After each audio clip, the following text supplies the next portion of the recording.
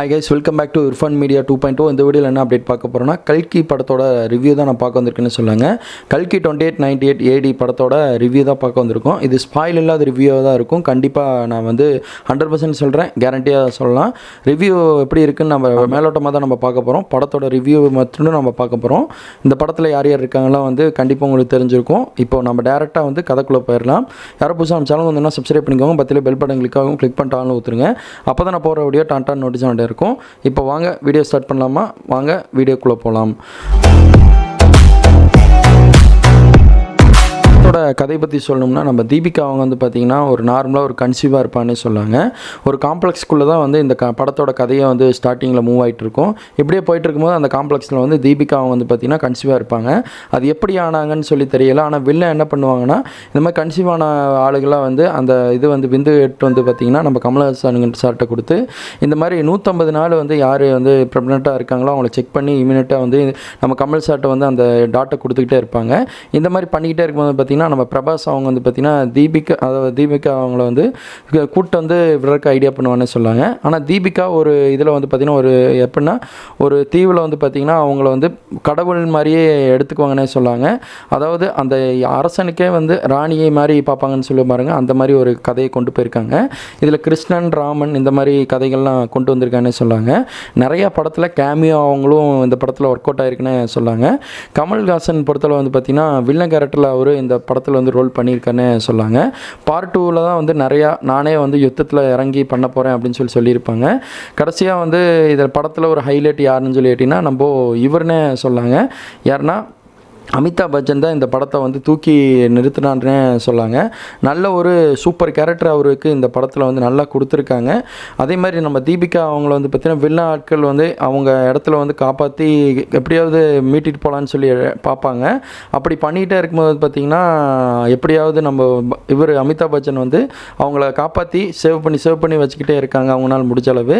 இது ஒரு கட்டமாக இருக்க நம்ம பிரபாஸ் அவங்க பார்த்திங்கன்னா இந்த மாதிரி அவங்கள தீபிகா அவங்களுக்கு அப்படியே கூப்பிட்டு போய் யூனிட்ஸு அதிகமாக காசு கொடுத்து வாங்கிடலாம் அப்படின்னு சொல்லுவாங்க. நீ காம்ப்ளெக்ஸ்குள்ளே போகிறதுக்கு நான் அனுமதி தரேன், நீ அந்த பொண்ணை மட்டும் கூட்டு என்கிட்ட விட்டுரு அப்படின்னு சொல்லி வில்லாட்கள் சொல்ல பிரபாஸ் அவங்க பார்த்திங்கன்னா இங்கே சண்டை போட்டு அமிதாப் பச்சன் கூட அந்த தீபிகாவை கடத்திட்டு போகலான்னு ஐடியா பண்ணுவாங்க. கடைசியாக தீபிகா அவங்கள கடத்திட்டு அதாவது கூட்டு போனாங்களா அந்த காம்ப்ளெக்ஸ்குள்ளே அப்படின்னு தான் இந்த படத்தோட ஸ்டோரி முடிஞ்சிருக்கு. அதாவது ஃபஸ்ட் ஹாஃப் அப்படி தான் முடிஞ்சிருக்குது. இனி செகண்ட் பார்ட்டில் எப்படிலாம் வரப்போகுதுன்னு தான் சொல்லி பொறுத்த இருந்தால் பார்க்கணும். அதே மாதிரி இந்த படத்தில் மெயினான ஆள் யாருன்னா நம்ம அமிதாப் பச்சனும் பிரபாஸ் அவங்களும் தான் சொல்லாங்க. இந்த படத்தில் ஸ்டார்டிங் ஆரம்பிச்சதுலேருந்து கொஞ்சம் ஸ்லோவாக போன மாதிரி தான் இருந்துச்சு. அதுக்கப்புறம் படம் பிச்சுட்டாங்கன்னே சொல்லாங்க. நல்ல ஒரு வைபாக போச்சு. அதுக்கப்புறம் பார்த்திங்கன்னா நம்ம அமிதாப் பச்சனோட ஆக்டிங் வயசில் பார்க்கணும் பின்னிட்டார்னே சொல்லாங்க. அமிதாப் பச்சன் எனக்கு தெரிஞ்ச பார்த்திங்கன்னா இன்ட்ரோலுக்கு அப்புறம் தான் வர மாதிரி இது பண்ணியிருக்காங்க. ஆனால் இன்ட்ரோவில் அதை இன்ட்ரோ பார்த்திங்கன்னா பிரபாஸ் அவங்களுக்கு உள்ளே உடனே ஒரு சண்டை காட்சின்னு வச்சு கொஞ்சம் படத்தை ஜவ்வா இழுத்த மாதிரி தனிப்பட்ட மாதிரியே ஃபீல் ஆச்சு.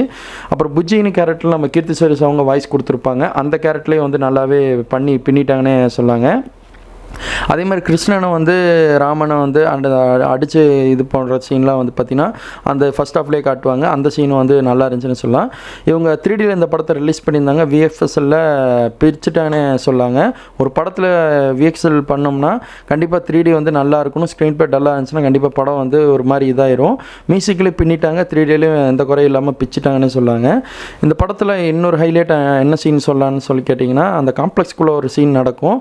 அதில் பார்த்திங்கன்னா நம்ம பிரபாஸும் நம்ம திசனி பட்டாணி அவங்களும் பார்த்திங்கன்னா போவானே சொல்லாங்க.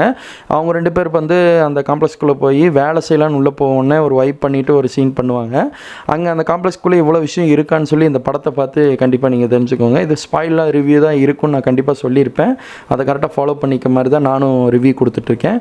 அதே மாதிரி இந்த மிகப்பெரிய ஒரு பிரம்மாண்டமாக இந்த படத்தை எடுத்து ரிலீஸ் பண்ணிட்டாங்க. 650 கோடியில் எடுத்திருக்காங்க. இப்போ ரிலீஸ் பண்ணி ஓடிட்டுருக்குது. இப்போ நமக்கு கிடைச்ச ரெஸ்பான்ஸ் படி பார்த்திங்கன்னா நல்ல ஒரு வைபாக தான் படம் மூவ் ஆகிட்டுருக்குன்னு சொல்லியிருக்காங்க. நான் பார்த்தாலும் எனக்கு படம் ரொம்ப பிடிச்சதுன்னு சொல்லலாம்.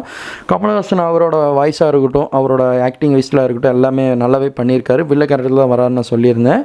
அதுக்கப்புறம் அந்த அந்த டாட்டை எட்டு போய் அங்கே கொடுக்கும்போது கடைசி கிளைமேக்ஸில் அவர் ஒரு விஷயம் வந்து பேசுவார், நானே யுத்தத்தில் வந்து இறங்கி இப்போ பண்ணுறேன் அப்படின்னு சொல்லி சொல்லுவாங்க. தீபிகா அவங்கள வந்து இவங்களே வந்து தூக்கிட்டு வர போகிறாங்களா, கடத்திட்டு வந்து இங்கே வந்து டெஸ்ட் பண்ண போகிறாங்களான்னு சொல்லி தெரியலை, எல்லாம் பொறுத்து இருந்தால் பார்க்கணும். ஆனால் கல்கி 2898 AD படம் எப்படி இருக்குன்னு சொல்லிட்டுனா ஆல்மோஸ்ட் படம் பிச்சுட்டாங்கன்னே சொல்லாங்க. உண்மையாக வேறு லெவலில் இருந்துச்சு. ஒரு சில இடத்துல மட்டும் தான் லேக் ஆச்சு, மற்றபடி எல்லா சீனும் பக்கவாக இருந்துச்சு. பசுபதி அவங்க ஒரு வண்டியை ஓட்டிகிட்டு வருவாங்க, அந்த சீன்லாம் பார்க்கும்போது நல்லா பயங்கரமாக இருந்துச்சுன்னு சொல்லாங்க. புஜி கேரக்டரில் வந்து வாய்ஸ் கொடுத்தாலும் கார் ஓட்டிட்டு ஒரு சீனில் வந்து காப்பாற்றுவாங்க பிரபாஸ் அவங்கள, அந்த சீன்லேயே பிச்சுட்டாங்க. ஆனால் இதில் முக்கியமாக இந்த படத்தில் வந்து ப்ளஸ்ன்னு சொல்லணும்னா எனக்கு அமிதாப் பச்சனோட ஆக்டிங் வயசில் நல்லாவே பண்ணிட்டாருன்னு சொல்லாங்க. இந்த 75 வயசுலேயே தலைமை ஒரு இந்த அளவு பண்ணுவாருன்னு அன்பட்ஜெட்டில் யாருமே எதிர்பார்த்துருக்க மாட்டோம், அந்த அளவு நல்லாவே பண்ணியிருந்தாருன்னு சொல்லாங்க. ஆக்டிங் வைஸில் எல்லாமே பிச்சுட்டாங்கன்னு சொல்லாங்க, நல்லா இருந்துச்சு. கண்டிப்பாக கல்கி 2898 AD படத்தை தேட்டரில் விசிட் பண்ணி பாருங்கள். இதை அவங்கள்ட்ட சொல்லி ஷேர் பண்ண வந்தேன். இந்த ரிவ்யூ உங்களுக்கு ஃபுல்லாக பிடிச்சா லைக் பண்ணுங்கள், ஷேர் பண்ணுங்கள், கமெண்ட் பண்ணுங்கள், ஃப்ரெண்ட்ஸுக்கு அதிகமாக ஷேர் பண்ணி விடுங்க. தீபிகாவோட ஆக்டிங்கும் நல்லாயிருக்கு, இப்போ பிரபாஸோட ஆக்டிங்கும் வேறு லெவலில் இருக்குன்னு சொன்னாங்க. இதை அவங்கள்ட்ட சொல்லி ஷேர் பண்ண வந்தேன். பார்ட் 2 வரட்டும், கண்டிப்பாக ரிவ்யூ அடுத்த இது படத்தை பார்த்துட்டு இதோட கண்டினியூஸ் ஸ்டோரியாக வருதான்னு வெயிட் பண்ணி பார்க்கலாம். இதை அவங்கள்ட்ட சொல்லி ஷேர் பண்ண வந்தேன். தேங்க்யூ ஃபார் வாட்சிங் கைஸ், பை விவர்ஸ்.